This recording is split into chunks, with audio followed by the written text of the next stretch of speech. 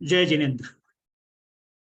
I welcome you all to this monthly third lecture of this monthly lecture series. Before I proceed further, first I would like to request our research associate, Ms. Pragya Jain, to recite Naukar Mantra.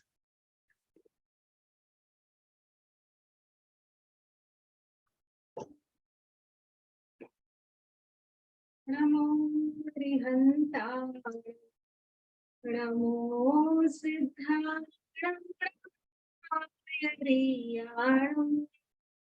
नमो गच्छायाय नमो लोये सव्यसाहुरम्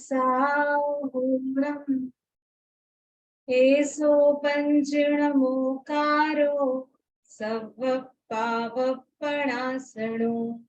मंगलाणं च सव्येसिं परमं भूरि मंगलम्.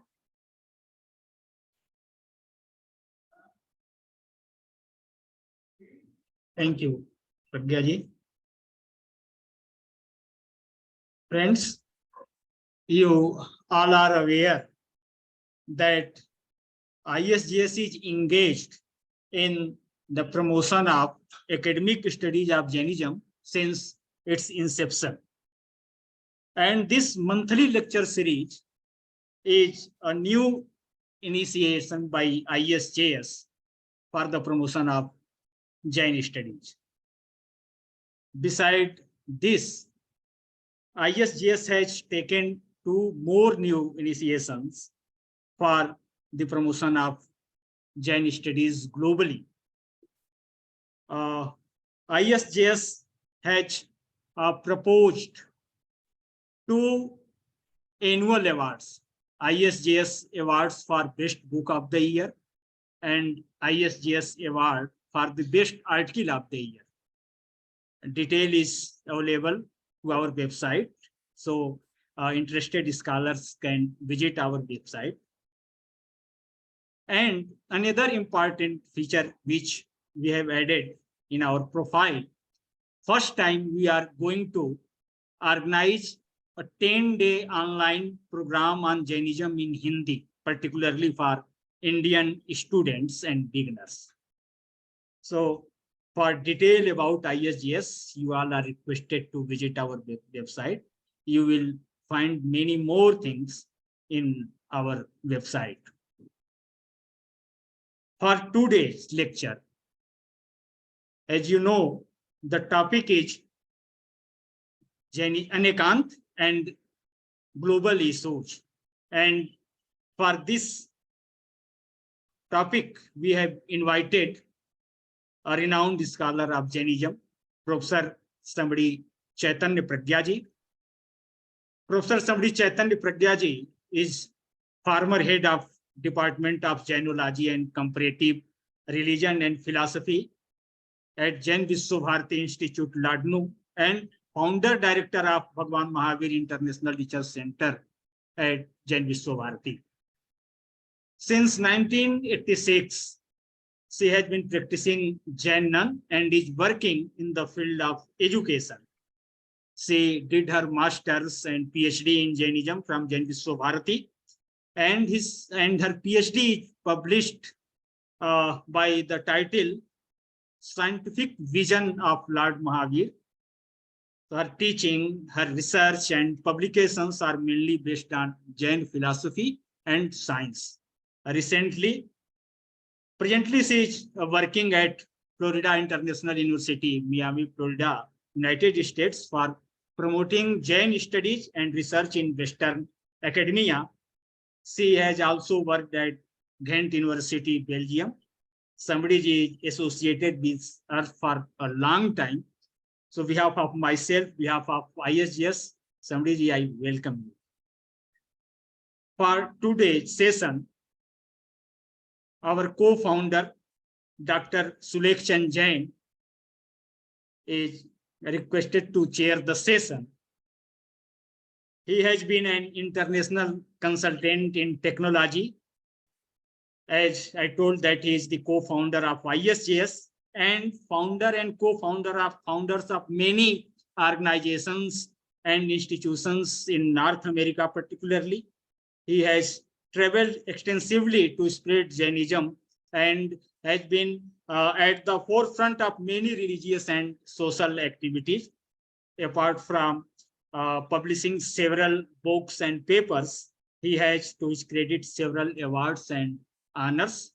As you know, he has dedicated his whole life for the promotion of Jainism globally. So we are very fortunate to have Professor Dr. Sulek Jain as chairperson of this session. I welcome our president, Dr. Sugan Chand Jain, promoters of ISJS, Dr. Jaswant Modi ji, Sri Narendra Parsan ji, Jawri Lal ji, and many more scholars are here. I welcome you all to this virtual platform of ISGS for monthly lecture series. Again, I welcome you all and request Samani to deliver his talk. Over to you, Samani. Okay. So thank you for your introduction. And it is my great pleasure to deliver a talk on Anekanta in the context of global issues.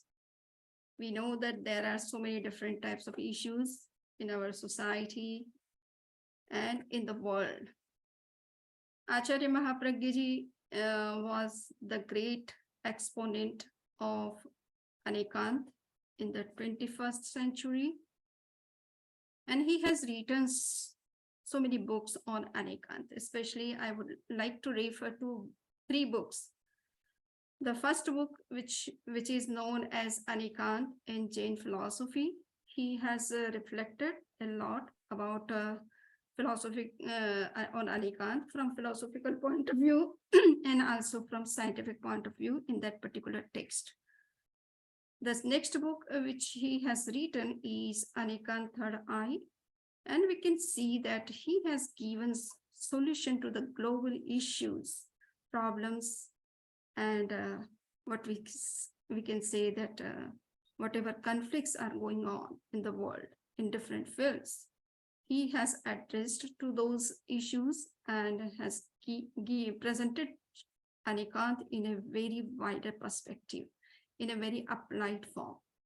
So that book is very important to learn about the solutions to the global issues.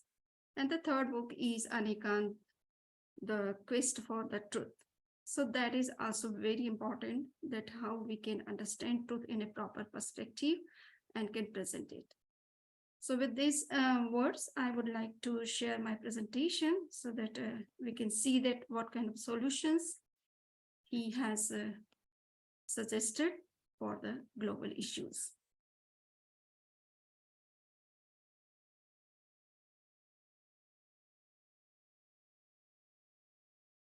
So Anekanta is well known to all of our scholars who are participating or present in this particular talk.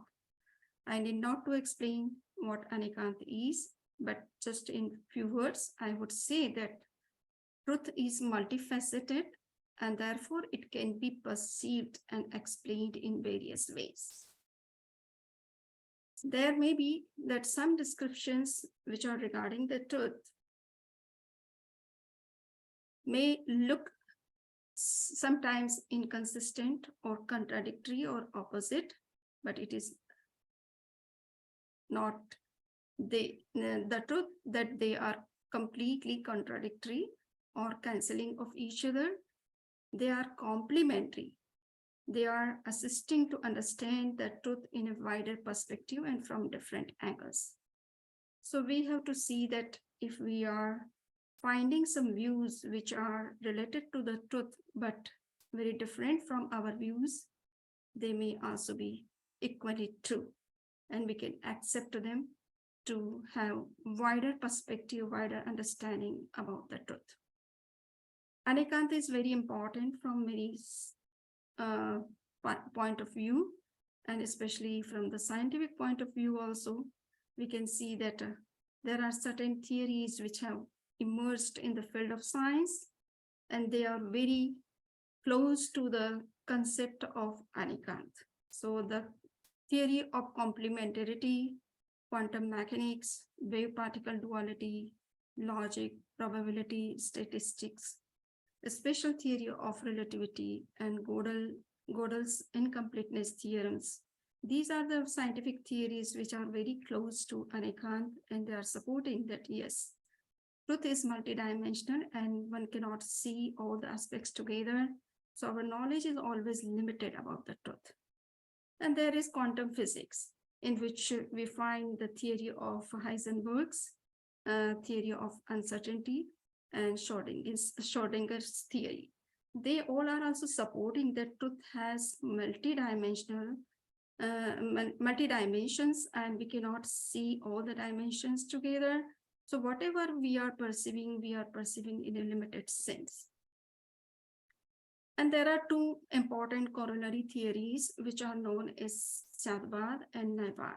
And Shatvada supports how we can express the absolute truth in a relative language, or we can say the multidimensional truth in a relative language, so that there cannot be any kind of conflicts between two rival views which are equally true. So every statement regarding truth is only partially true and must be qualified by its context or perspective. Whenever there is some conflicts in two views which are equally true, it happens only because we overlook the context, we overlook the particular angle from which the particular statement is made. And this is the main reason that there are so many disputes, conflicts, and we say disagreements regarding one and the same truth. One can explain the same truth from different angles. For example, there is a glass which is filled with water. Someone can see the glass from the point of view of the water which is in it, and somebody can say that it is half empty because there is a certain part which is not filled with water. So both the views are true, but both have different context. Until we analyze or reflect on those particular contexts, we misunderstand each other and comes into conflicts. So now we would see that there is another principle, which is also the supportive principle of Shatvada, and which is recognized as Saptabhangi, in which it is said that truth can be explained from 7 points of views.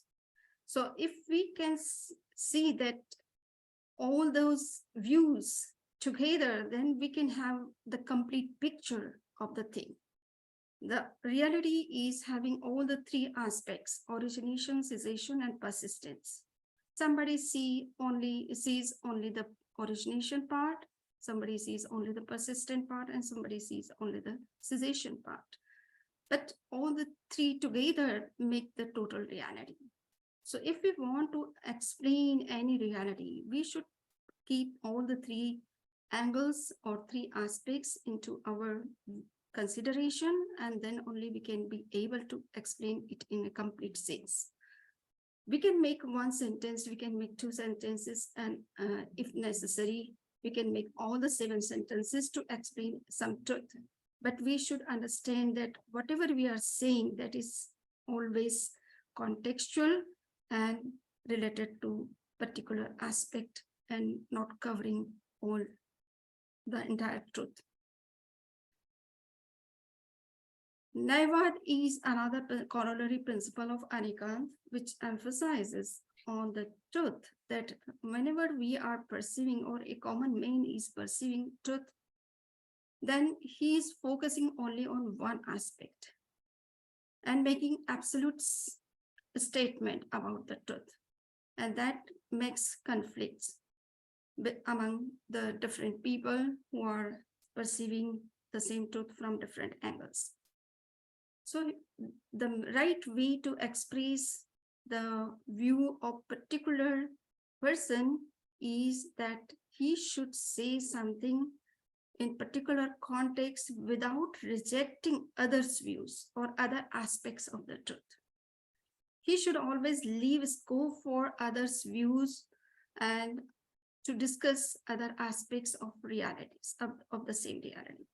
So this is Naivad, which also emphasizes that our knowledge and expression is always relative and contextual, and until and unless we are aware of this contextual truth or this particular angle from which we are making some statement or some judgment, we cannot make justice with the truth. So that's why we have to be very much aware of the relativity or context in which we are making some sentence or judgment or any kind of statement regarding any truth or any phenomena or any reality. Now we would see that Anekanta, what is Anekanta and why there is so much conflicts.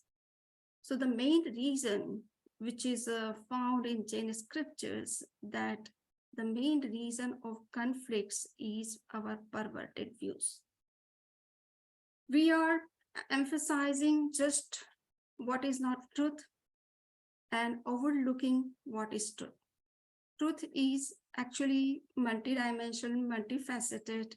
So whatever we are perceiving, that may be one part of the truth and not total reality. But whenever somebody is making any sentence or any statement about reality, they are making the sentence in or presenting the things in the way that this is only the truth and no other. So this kind of views, which are actually the personal views, or we can say the perverted views, they are creating conflicts in our life, in the life of individuals, also in some organizations, or whenever some people are discussing on some matter, they are getting conflicts because of this kind of perverted views. So a belief is based on selfishness and the concern for personal gain, as a result of which one disregards the good or gain of the others. And these personal views are so very much because of creating conflicts. Whenever we make any such kind of views which are based on our selfish motives, by overlooking the other's interest. So this kind of mentality, this kind of views are also the main cause of our conflicts. Concentration on a caste, creed, color, or country is rooted in individual beliefs. The same root is responsible for the growth of conflicts, disputes, and wars. So this kind of personal views, or we can say perverted views, they are causing conflicts, disputes, and the wars. So with the growth of non-absolutistic attitude, what we can get? So it is said that belief changes into a quest for the truth, and the opposition between conflicting interests also comes to an end. If we have such kind of non-absolutistic view, then we can put all these conflicts to an end, which are emerging because of the perverted views, because of the personal views, because of the selfish motives.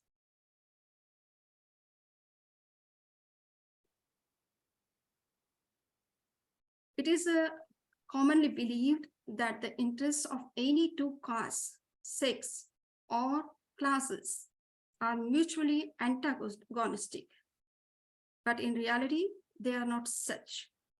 They are regarded so because of perverted faith, or what we call mithyatva in technical terms. So once the right attitude develops, the antagonism disappears, and even the conflicting interests become complementary instead of being antagonistic. So Anekanta is the view which can be said as a right view to locate the reality as such without going into any kind of conflicts. So this holistic view can help us to come out of such kind of antagonistic views regarding the truth.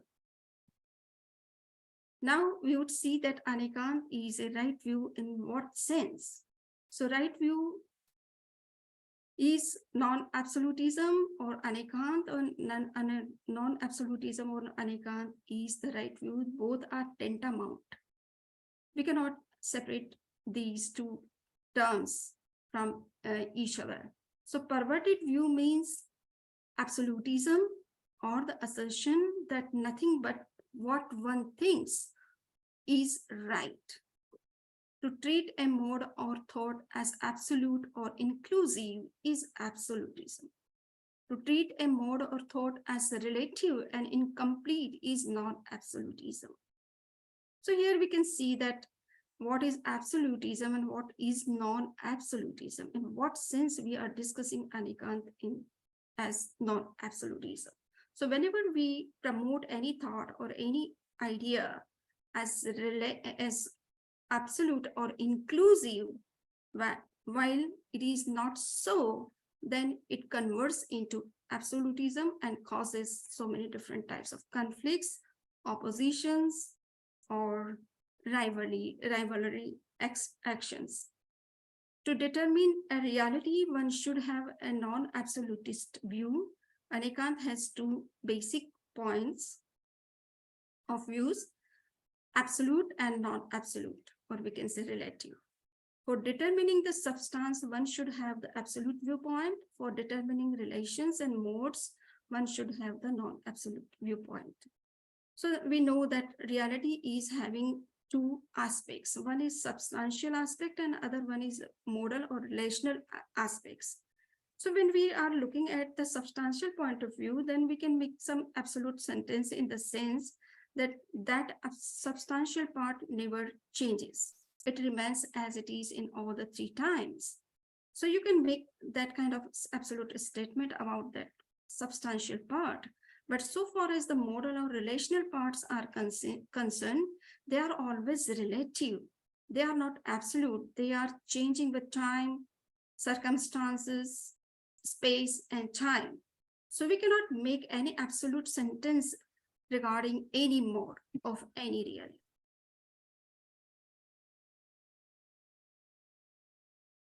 So Anekanta has paved the way for uprightness and flexibility or non-insistence. According to it, he alone realizes the truth, who is pure and who accepts things as they are, does not try to fit them in preconceived mold, or does not superimpose his own propositions and personal impressions on others, does not try to use arguments for harmonizing disconsonant and opposed modes. This dedicated practice of uprightness or purity is the practice of total eschewal of bias. It is the practice of emptiness of thoughts. So we can see that truth, if we are perceiving the truth from the angle of truth only and not from the angle of our personal views, then we can easily understand what truth is, and we can also accept what others are saying if it is true. An upright or pure person has no inclination either towards Mahavir or towards anyone else. His mind and brain are empty. Such minds are compared with calf who goes after mother cow and does not take mother in his own direction. Calf here stands for a view of a person or tradition, and cow stands for truth. So we can see this is the example which has been given especially by the Jain Acharyas, that the person who is having right view or non-absolutistic view, they try to understand the truth and do not want to interpret the truth in their own way. There are so many applied principles which have been discussed by Acharya Mahapragya in his literature.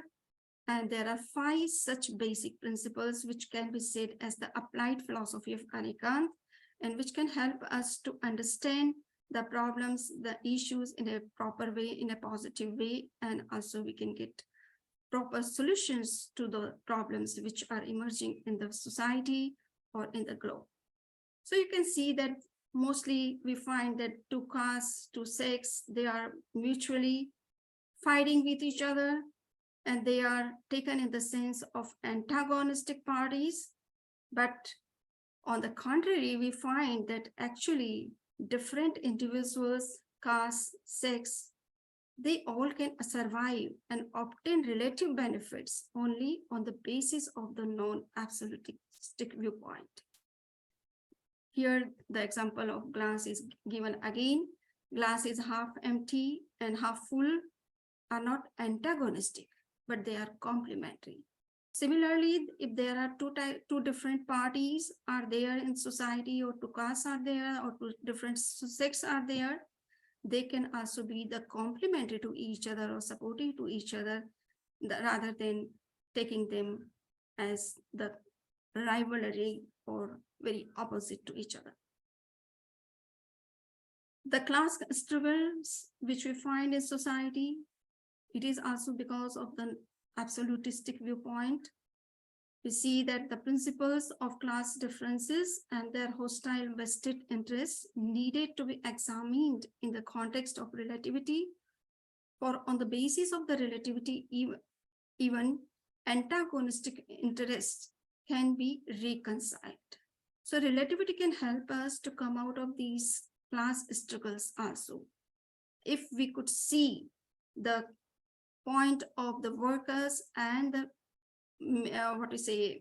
honor from different angle, and can see that how they can reconcile or how they are connected with each other or supportive to each other. Without one, the other cannot work. So the interest of worker and owner are not antagonistic. By keeping in mind the worker's interest, productivity increases and the factory owner's interests are served. Likewise, by keeping in mind the owner's interests, those of the workers are also served.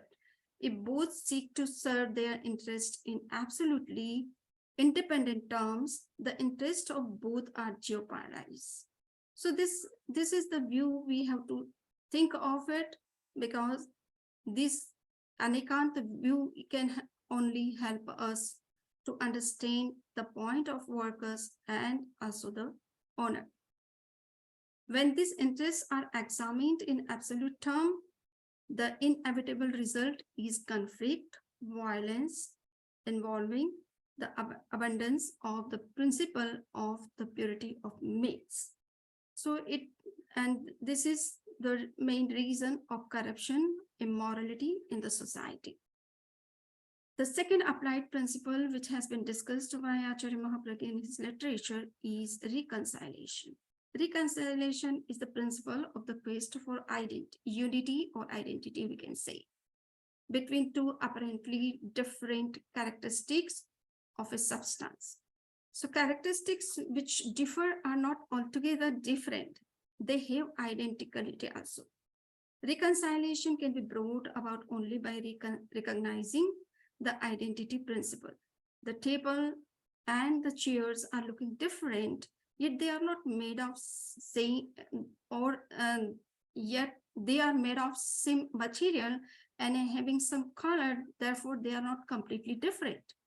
So the principle of equality is in the same way we can see that all different elements of nature are having very different nature or different functions. Instead of that, the principle of ecology is the common point among them, and because of that we can see that they all are working together, and their working togetherness is helping us to get a proper order of the universe or the nature. So the principle of ecology is one of the reconciliation and of interrelationship between different substances. Similarly, all humans belong to one class, and that is humanity, in spite of being different in color, caste, creed, and country. So this is the way we can see that everything which is looking very different is having also something common with others. And if we could focus on that common point, then we can come into agreement and can live with each other with peace. Balance in the universe cannot be established on the basis of the premise I alone exist. We survive only by adhering to the principle that besides me, the other also exists and we are interrelated. In Jain scriptures, at every step, you will find this truth that our life is not isolated. We are connected with other elements of the universe or nature. So we need not to disturb any substance or any element of nature unnecessarily.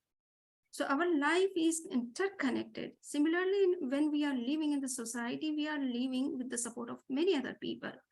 So our life is completely dependent on other elements of society, also other factors or what we say sectors of society. So this oneness we have to feel, interrelatedness we have to realize. And if we could realize this, then automatically we would try to live with each other and try to make reconciliation even in our conflicting interests. So the balance in universe can be explained on the basis of the above concept of interrelatedness. We can maintain ecological order and make balance in that order because of realizing this unity or interconnectedness or interdependence of the elements of the nature. The next principle, which is very important to live in the society with peace, with different other people, cultures, since this present era is the era which is known as the era of globalization, in which different different cultures are coming into the contact of each other, and there is possibility of many different types of ethnic conflicts. So here, this principle can help us to come out of those kinds of cultural or ethnical struggles. So the permanent and the impermanent, the similar and the dissimilar, the identical and the different, all these aspects are mutually contradictory, yet they coexist. This is the uniqueness of Anekanta. Anekanta is not just talking about the multi-dimensions of the truth, but it is talking that the truth is having dual nature. It has two opposite aspects. Though they are looking very opposite, but they are not contradictory, they are complementary. And they are giving the concrete existence to the reality. Without these two opposite forces, reality cannot come into existence or cannot survive for a long time. So this is this point is showing that two different nature of things can also work together. Two different nature, two person of different nature can also work together, or two different society or cultures can also work together if they can see that they are not completely contradictory or different from each other, but they have some common point on which they can come into agreement with each other and can coexist without any conflict. So as we see that in reality, existence and non-existence and all these different opposite qualities are coexisting and giving concrete existence to reality. Similarly, these kind of conflicting, or we say opposite parties in the society or any community, they can also live together without any conflict if they can understand each other and can support each other. Now we would see that there are so many religious conflicts because of these, what we say, fundamentalistic view. So we have to see that the holiness of the world of religion has been destroyed by the view only those who have the right to survive, who follow my religion, all the rest should be extirpated. So this kind of view has created so many religious conflicts, and because of this kind of view, we find so many bloodsheds in the name of religion in the history. Still, these kind of bloodsheds are going on at present also. So we see that this kind of view cannot help us to live with peace with other cultures, with other religions. But the main point which we have to understand here, that the main strengths of religion are non-violence, friendliness, and fraternity. The absolutist view has changed non-violence into violence, friendliness into hostility, and fraternity into animosity. So it is necessary for us to understand the real purpose of religion, why we are following religion, and what is taught by religion. The religion is not something which is sectarian in its approach, but it is talking about some universal values which can help us to live together and to combine different aspects, different phenomena together, and can give a positive approach to have very fruitful results out of these different types of natures of things. Now we would see that democracy is again helps us to understand the nature of Anekanta, or you can say that through Anekanta we can understand democracy in a better way. So democracy and dictatorship, capitalism and communism are ideologically very different political systems, but even they are no exception to coexistence. You or me, or not you and me, is an instance of absolutism by which the problem gets compounded. So this, if we can, democracy especially says that we can live together and can work together. But if we think that no, we and not you, this kind of mentality creates conflicts.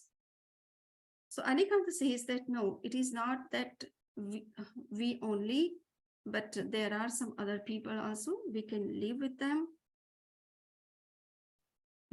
Variedness is a part of human nature. We have to understand that this is not in the case of human nature, but it is in the nature of reality. That variedness is the part of truth and also of human nature. So even tastes and ideas differ from person to person. Nor is ordinary behavior identical. There are a number of languages and schools of thoughts or sects. To keep them all united, democracy follows the principle of equality of fundamental rights. Democracy does not divide people on the basis of the inequality. It fosters unity among diverse groups on the basis of equality.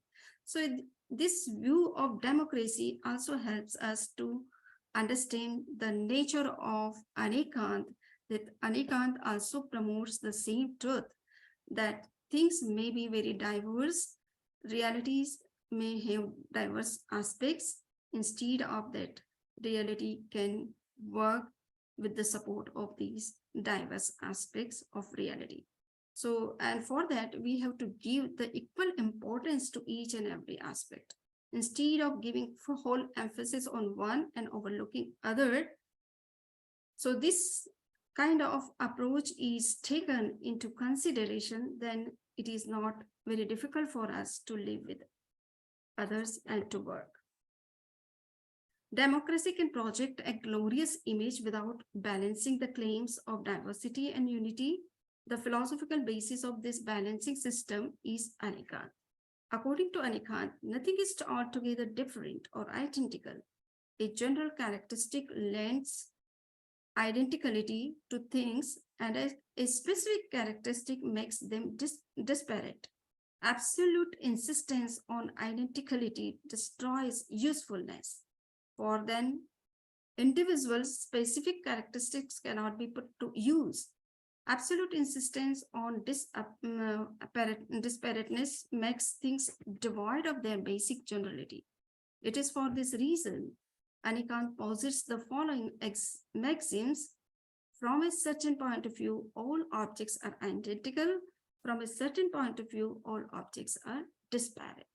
So we can see that in Anekanta, the individual view is also given the equal importance, and the common or general interest is also given the same importance. So if we keep the balance between these two different opposite aspects of reality of society, we can make a positive solution to our problems which are emerging just because of the insisting one aspect and by overlooking other. Now we see that tolerance and freedom of thought is promoted by Anekanta, and this is the example which has which can be shown through our Jain views, that we are accepting that other traditions can have their own views. We should not disturb them. We should respect them. And if they are saying something wrong, if they are ready to understand what is right, we can explain. But if they are not ready, we should not speak in the language of disputes or conflicts. Rather, we have to keep what we say tolerance to such kind of conflicting views and idea or any practice. So you can say that tolerance is also needed because there may be two different other views and we cannot understand the other's view in a proper context, and because of the lack of the understanding, there may be some conflicts between two parties. So in that situation, we have to keep patience and try to understand, or if we cannot understand, then we have to keep tolerance so that there should not be unnecessary conflicts in the society or violence, reactive violence. So coexistence implies tolerance and freedom of thought. Both tolerance and freedom of thought are meaningless if we try to enforce our likes, ideas, lifestyle, and principles on all others. So this is what we have to understand, that how we can live with other people who are having different lifestyle, who are having different types of what we say dogmas or different culture. But yes, we have to be very much tolerant to others also, that they might be from some angle they might be true. If they are not true, then also we have to keep tolerance, because if we say anything against any culture or any religion or any tradition, it may create some kind of unnecessary violence and conflicts. So tolerance and freedom of thought should also be understood in the way that nature has infinite variety, which lends its splendor and beauty will lose all its charms and meaning if all plants, trees, and flowers look alike. The combined principle of Satyam, Shivam, and Sundaram inheres in the principle of unity in diversity and diversity in unity. It is only the above harmony which forms the basis of coexistence. So we should also understand that reality is variegated. It has various various aspects, and all those aspects together are giving beauty or adding beauty to the truth. So they are different or diverse. It doesn't mean that they are not helping us to understand truth in a better way and to live with peace. Tolerance and freedom can be understood in the sense of harmony also. Harmony is a principle of the search for unity, but it does not negate the pre-existent diversity. It is only in this way that we can explain an individual as well as society. So harmony doesn't mean that we are overlooking the differences, we are overlooking the special contribution of some other traditions or views, but we are also recognizing them and trying to work with them in a unified manner. The basic principles of which are very essential for socialization are related to innate individual characteristics, and there are 5 such types of characteristics which can help us to make a happy and healthy social order. So in this particular slide, we would see that what are those 5 basic principles which can help us to create a healthy social order. First is interdependence and sensitivity. We should realize that there is interdependence in the nature and in society, and we should also have some kind of sensitivity. If somebody is in critical condition or in what we say in the situation in which he needs our help. Fixing a limit to one's possessions, freedom, and development of language. So here we have to be very much conscious that if somebody wants to grip all the wealth of the world in just in and want to keep that want to possess that wealth with him only or for his use, that also creates some kind of reactive violence in the society. So there should be some limit of possession, individual possessions, individual freedom, intellectual development. There should be some freedom for the intellectual development, and everybody can think up in his own way and can express his ideas. Development of ideas, that is also the very important for in society to keep society very healthy. Development of technology and art. So nowadays we are finding that because of the science, we are getting so much technology. Sometimes the technology is creating some kind of violences and other issues.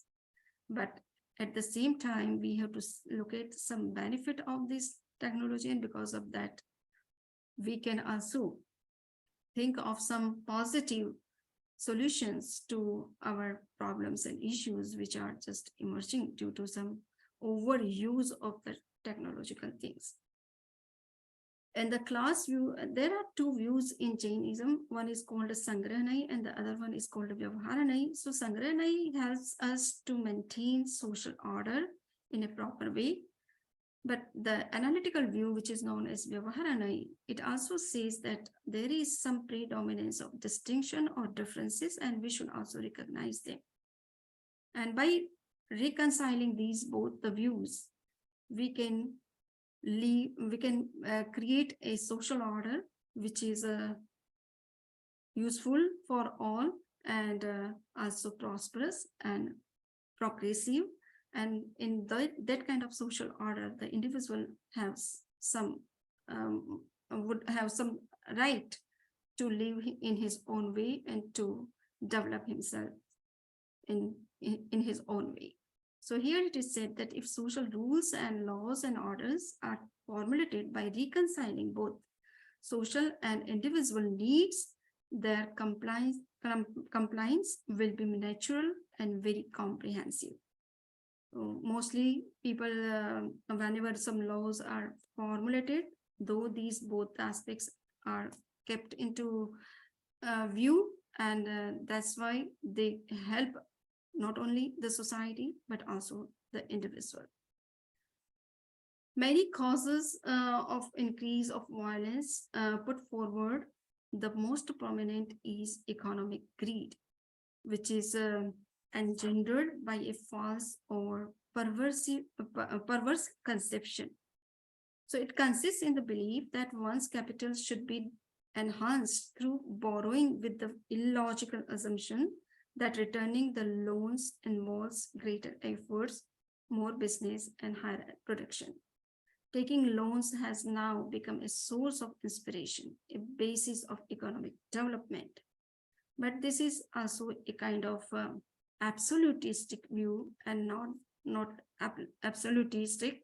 And because of that, we are finding that there is so many problems which are just emerging because of this absolutistic or exclusive economic view. So the one-sided or exclusive view of economic development totally disregards physical health, mental peace, emotional balance, and environmental protection. This absolutistic economic development has made the human mind purely mechanical. Everyone has the inordinate desire to build an economic empire. And because of that, we are finding that there are so many candles or corruptions which are going on because of this kind of exclusive economic view to be reachest overnight without any genuine effort, making any genuine effort or moral effort. Now we would see that the environmental problems, they are also increasing day by day. And recently we are facing the problem which is emerging in the form of pandemic. And these kind of natural calamities, they are also the result of our lifestyle, which is not appropriate, which is not according to the human nature or human tendency. So now we would see that the environmental problems which are emerging, they cannot be solved without combining restraint on consumption with physical efforts, nor can conflicts be avoided without integrating balancing of patience and organizational effort. So the urge for manufacturing destructive weapons cannot be got over without developing the mentality of non-aggression and a spiritual viewpoint of individual rights. So here we also need to focus on both the aspects, the spiritual aspects and also the environmental aspects.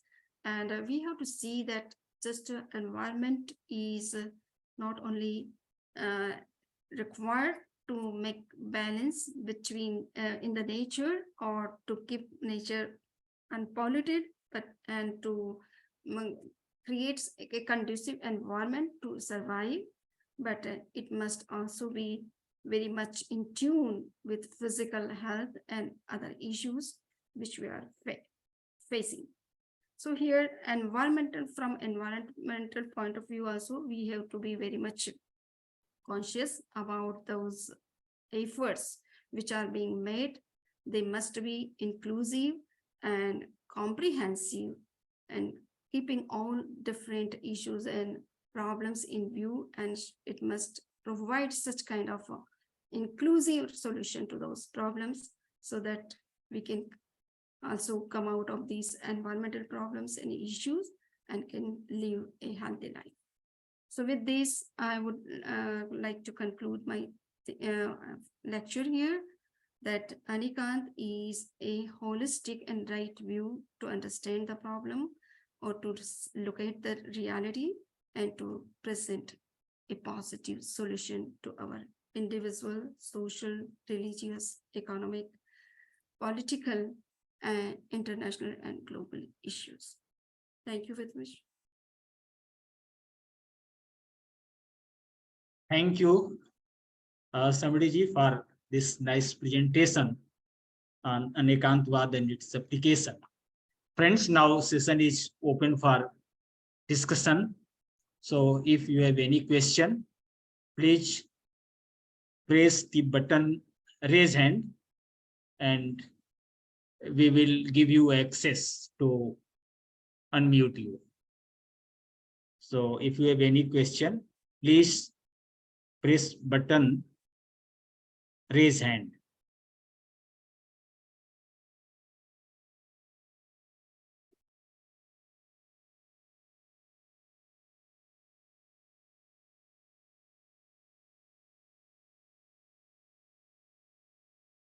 And if there is no question, then I will invite Dr. Surekh ji for his presidential remark.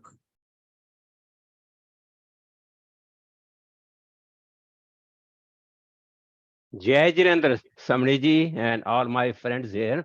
Can you hear me, Pandit ji? Yes, sir. Okay. Again, Jai Jirendra, very nice, very encompassing talk you gave. You have covered many, many aspects. And I was thinking, I just quoted, it caught my attention. You said absolutist or ekantic view, not an ekantic view. You said it has changed non-violence into violence. And you said friendliness into hostility. Very powerful statement where we are.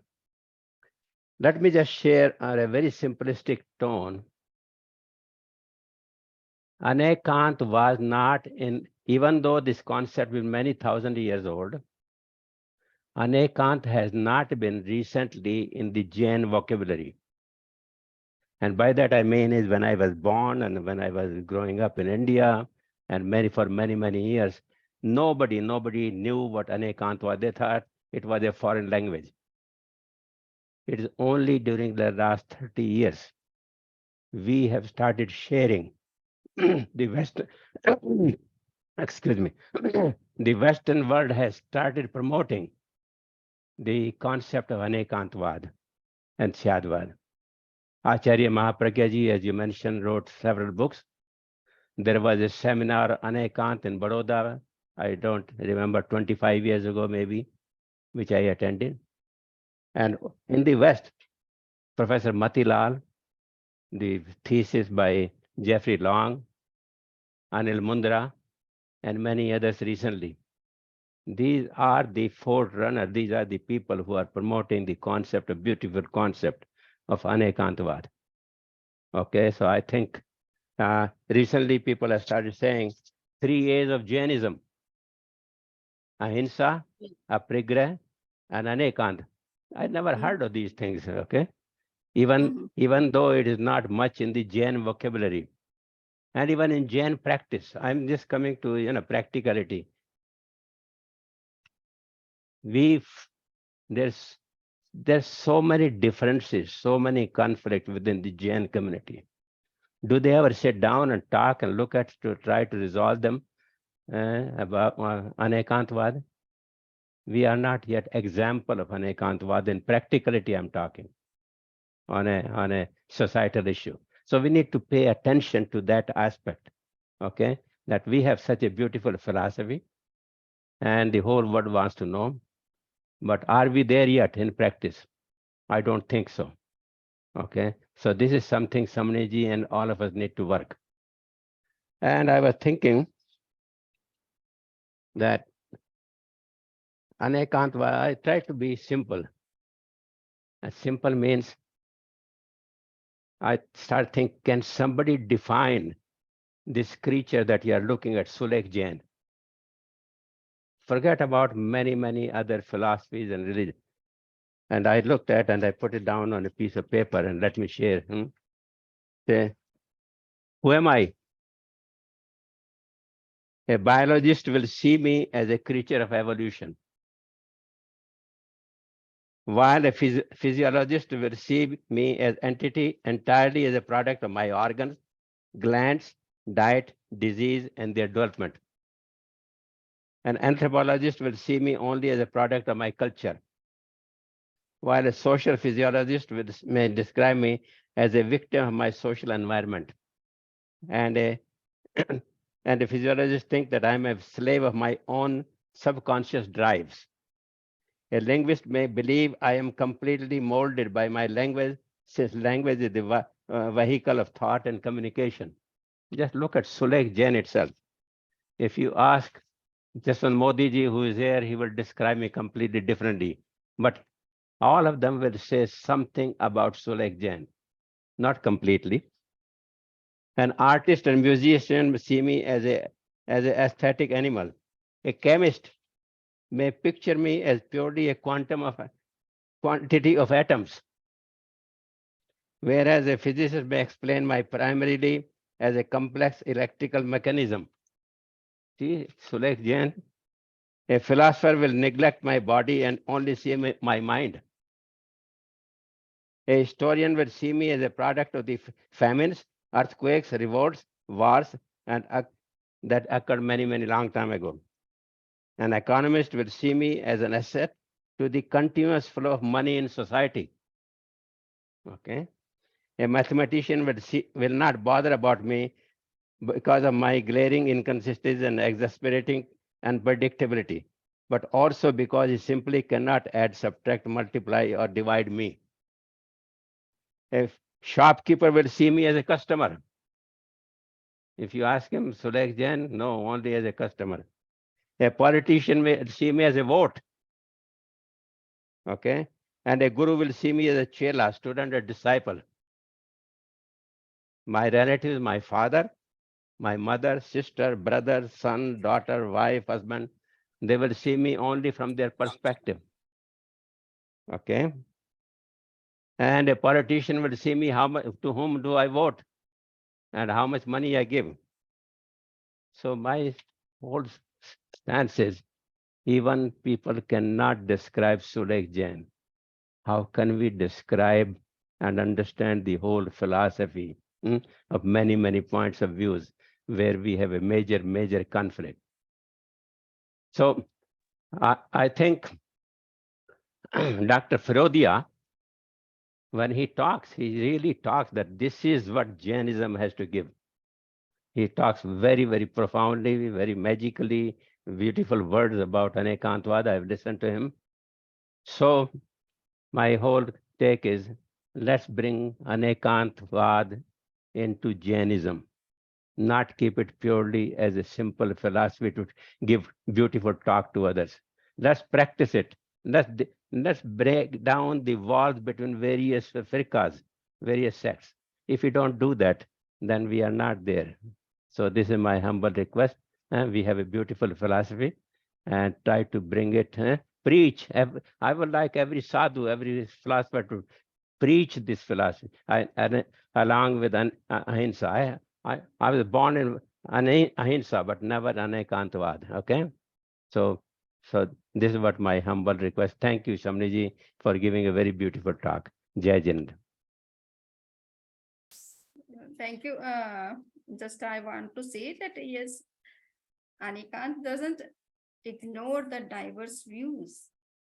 Even within the Jain community or Jain tradition, we have the right to think in different language or different words.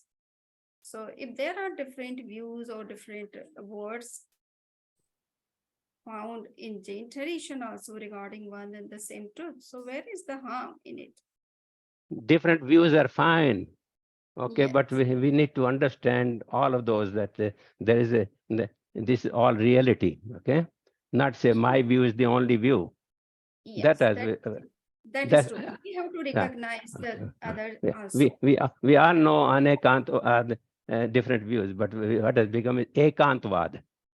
Yeah, if we insist our own view and ignore others or reject other, then only it is not Anekant which we are following in true sense. Otherwise, if we are giving respect other views also, if they are equally true, then there is no problem.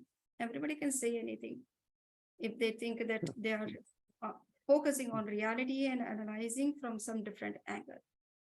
So that is not the issue. And so far as Anekant, the application of Anekant is concerned, you can see the medieval philosophical text, which starts from, you can say, from Umaswati to till today.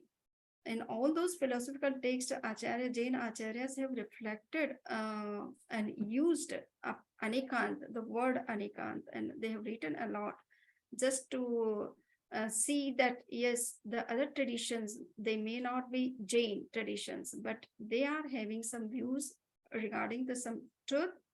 We should also see that how far they are true and from which angle they are true. And Jain Acharyas have tried to reconcile the other diverse views of different traditions from Jain perspective and try to say that they are not absolutely wrong. We also recognize that they are also true from some angle. So they have applied Anekant, not just only these recent scholars or writers who are talking about Anekant from social point of view or from global point of view or from practical point of view. But in our Jain tradition also, the Acharyas have started thinking about Anekant. This Anekant word has first emerged in the literature of Saman Siddha Sen Divakar. His text is Sanmati Tarka Prakaran, in which he said that, okay, we have to think about from different angles and we have to recognize other traditions. Sankhya, Nyaya, Vaiseshik, Vedanta, Mimamsa, all these traditions. So he has Jainism, applied a lot Anekant to I say, reconcile the diverse views. now is the time of application. Okay, Yeah. we need to move beyond philosophy, which we have beautiful. It is, and that's why for my audience here, we are working on bringing out a book on practical application of Anekantvad, and a call for papers was sent out. I think 59 people responded to the abstract, out of which I think 31 have been accepted, and they have been informed to write and submit their full paper by the end of October. So hopefully, sometime next year we might see a book, edited book on practical application Anekantvad. Okay, so there are a lot of books on philosophy, but now is the time where is the application? And I think that's what we're working on. ISG has taken that responsibility, working on that book. Okay, so move from Ekant to Anekant. Yes, it is. Yeah. Any other question? Our audience is very quiet. By the way, Pandeji, there is Yes, sir. this professor in Brazil. Okay, what's her Yes, name? Okay, sir, Patricia. Patricia talked to me about Anekantvad 2-3 days ago. Okay, and she said how nice it will be at many places. We have a big replica of the elephant made in styrofoam, and 6 people over there, put them blindfold and go and touch the elephant and say how they feel. This will be a practical, demonstration, something people will remember what they saw. Okay, so maybe in the museum, in Frodia Museum, maybe one room can be devoted to just the practical aspect of feeling. Yes, sir. Rather Yes, than, sir. she gave me this idea. She most probably might do that in her own university in Brazil. Okay. So what I'm asking, gallery. what There is a gallery named Anekant in yeah, museum. what I'm asking is, we all need to think of how to bring in our own in our life, in the society, in the community. Okay, such a beautiful concept. Move beyond. Jains are living with peaceful coexistence. It is because of the Anekant. They are having such kind of view from very beginning, and that's why they don't come into conflict with other traditions, whatever they are saying or thinking. So this is what we can see the application in Jain community, and that's why they are working with all other different cultures and living with peace. So this is the application we can see. There maybe it happens that sometimes there are some kind of conflicts in within the society who is propounding such kind of principles or lofty ideals, but yeah, they can be short out. We have to look for these principles and their real application in our day-to-day life and behavior. Pandeji, any more hands? Anybody raise hands? No, sir. So now I request Suganji for vote of thanks. Sugan, sir.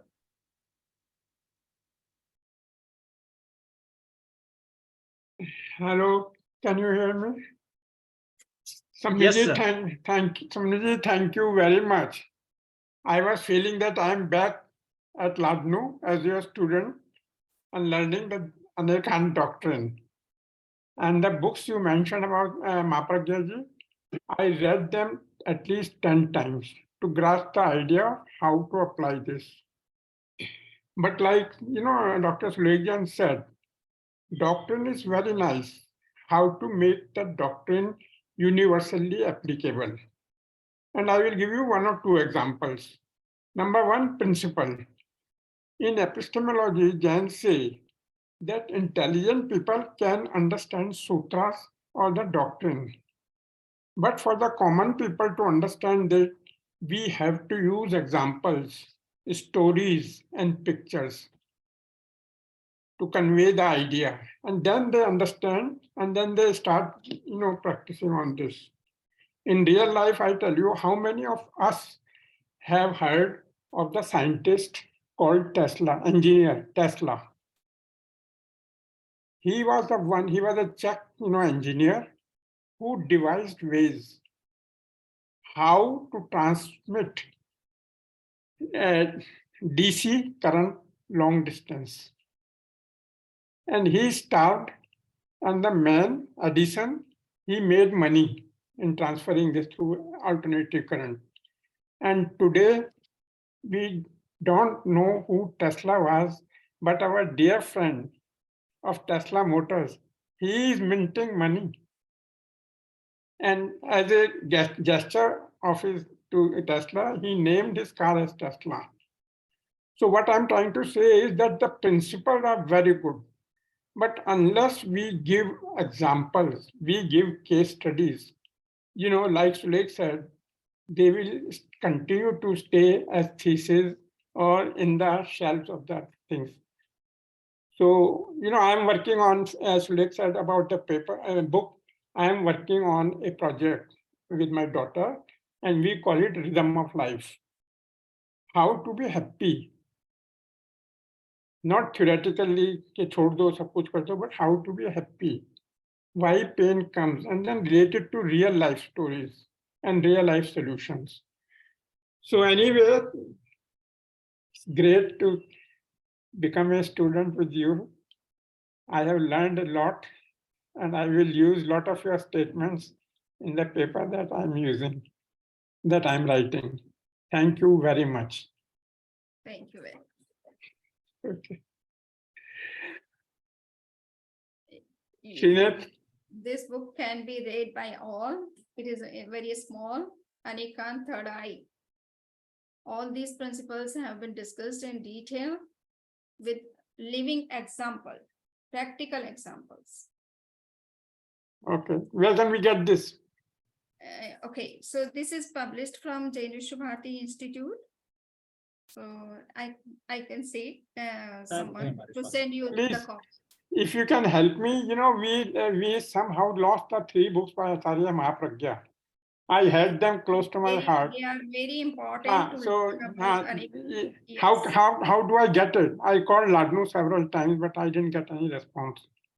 Okay, so I will try my best to Yes. send you, say Please. to someone to send all the 3 They are, copies. translated by, I think, our late Yes. Professor Mahendra Muniji. They were very good books, Yes. Okay. So thank Thank you, very sir. much. Thank you, Invite- Samriji. Thank you, Thanks Yogesh to ji. all the organizers and the chairman who has always concern about the application, true application of the things, and that is also very important to think and rethink and to work in that direction. Thank you all. Thank you, Professor Vinay ji. We have Professor Vijeta Singh from Patna University, Dr. Pratap Sancheti ji. I thank you all. And for the lecture, next lecture in the month of May, once it gets finalized, we will inform you as soon as possible. So thank you.